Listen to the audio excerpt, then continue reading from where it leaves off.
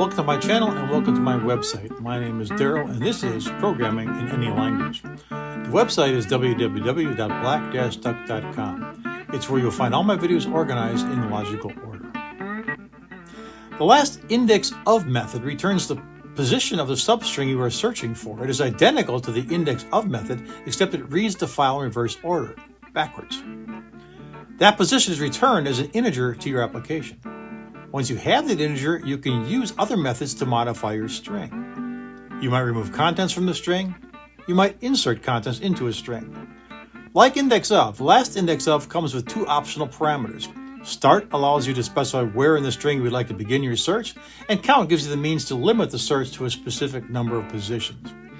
This is confusing, however, as the searching is going in reverse order. We're not used to that. The following video shows you how to set this up and use the two parameters.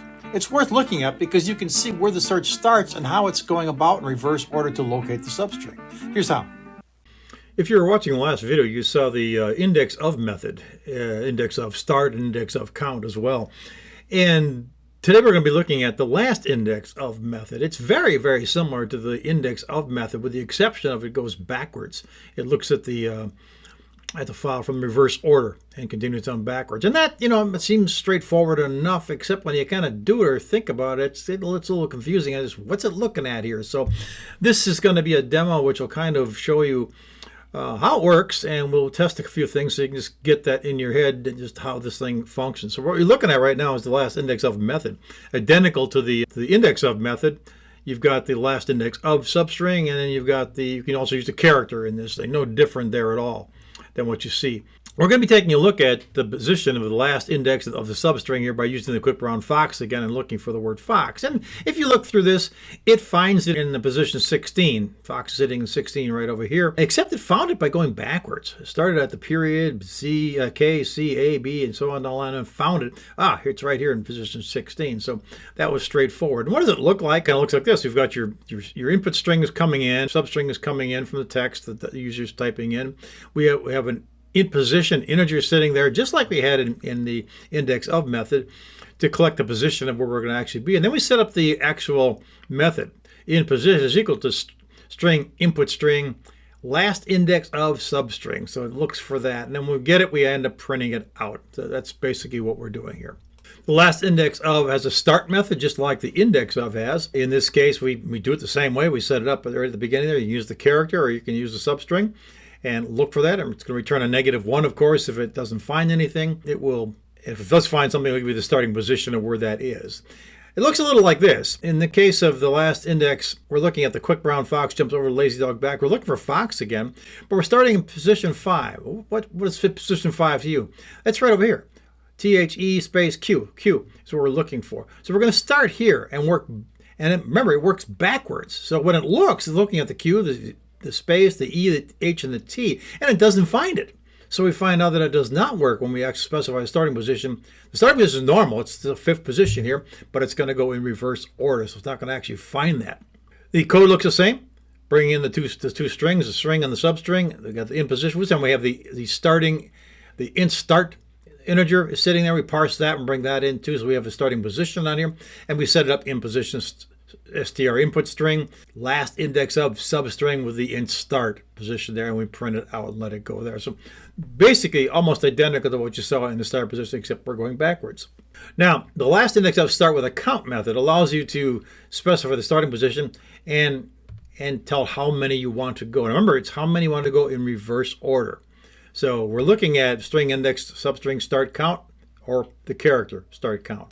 And it looks like this. Quick brown fox jumps over lazy dog's back again. We've got fox in here.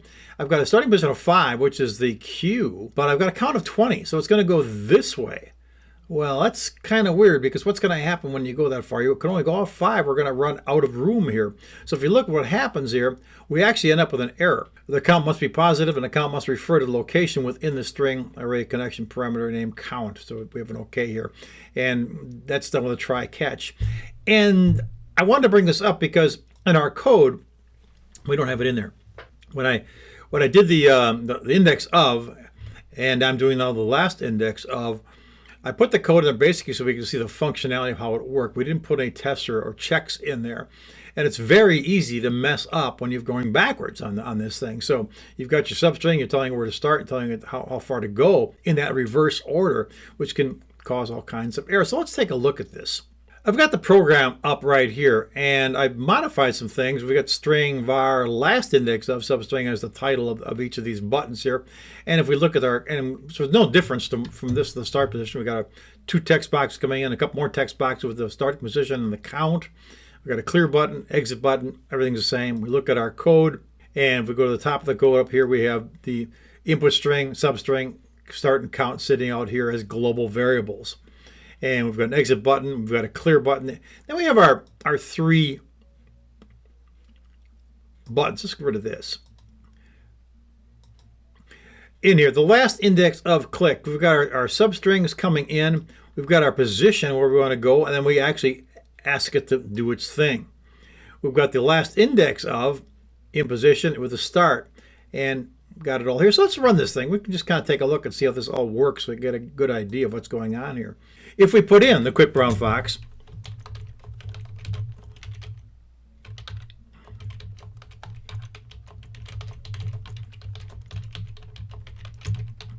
and then type in our substring of let's make it jumps this time. We did that, I think, in the index of method. We'll put our starting position of 5 in here, and we won't even put anything in there right now. We're just going to use this, and it finds it in 21. So 21 is where the J is being found here. Now we can't do this because we haven't specified anything, so we need to specify something for the starting position here, and we'll start with 5 here. And when you think about it, we're starting with the Q, and we're asking it to see if it can find jumps somewhere before this. It's going forward. So we'll actually click on that, and it gives us a -1. It did not find it. Couldn't find it at all. Now, let's give ourselves a count. And if we put in a 20 here, we're going to start at 5 and try to go backwards 20 positions. And if we do that, we blow up. We get an error. Let's see if we can widen this thing and make it look a little better. Let's move the properties. Well, we don't need the diagnostic tools. We'll just take those off of here and bring this thing, and we can pin this. Yeah, we'll pin properties to the side. There it is. Okay, and then pin it there so it's sitting off to the side. We're now looking at our exception. It's unhandled. In position string. It gave us an error here. That's because that in count started to check through, starting at 5, 4, 3, 2, 1, 0, and then it started going negative. And since it was already going negative, it gave us an error. Well, the way to patch this thing up, let's go ahead and close this thing up and stop the debugging. We really want to take this section here, and we want to do a try.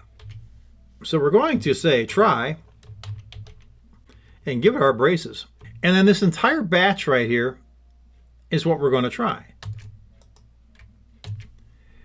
And well, I wanted to actually move it, not bring it up here. And then we're going to have a catch. We're going to use a catch EX, exception EX, and then put that in there. So we're going to get a system error out of this thing. And what we want to do that is we want to do a message box.show EX message, and then give it a semicolon. So it's going to give us our error message right here.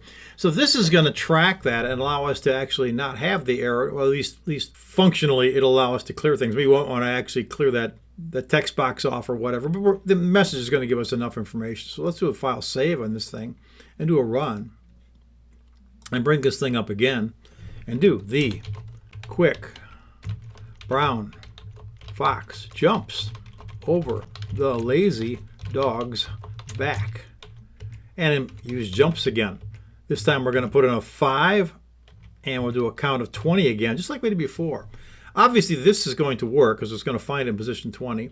The string var is not going to find it because it's starting in 5 and just looking backwards, it doesn't find anything, it just stops.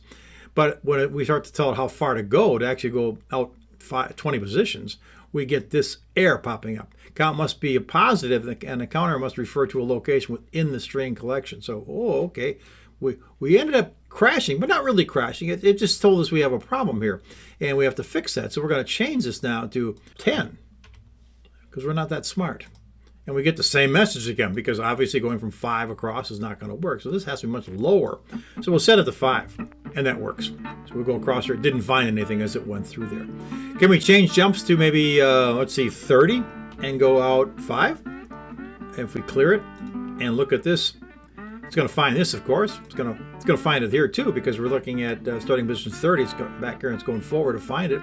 And this part right here, no, it doesn't find it because it starts in position 30 and goes back only 5. So we got to change this maybe to 20. Will that work? Yes, that finds it. So it's not difficult. It's just like index of. I think the confusing part is you got to put it in your head that it's going right to left. Right to left, and it's checking that way. So, you know, that's why a test always helps when you can actually watch it and see how the position actually works. But that's what last index of start count method works. The last index is gonna work for you.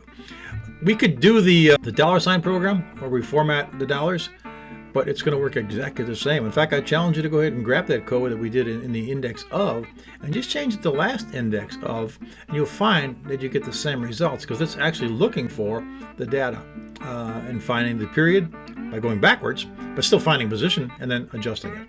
That's all there is to it. Last index of would have worked just as well with the dollar formatting program I demonstrated in the index of video. In fact, if you take that program and replace index of with last index of, you'll find that it works just as well. Next, we're going to look at the substring method. This will give us a chance to pull data out of target string. It's quite powerful. Thanks for watching. Don't forget to use the website for easy access to all my videos. And if you get a chance, please subscribe. That way, you'll be notified when something new is available. We'll see you in the next video. Take care.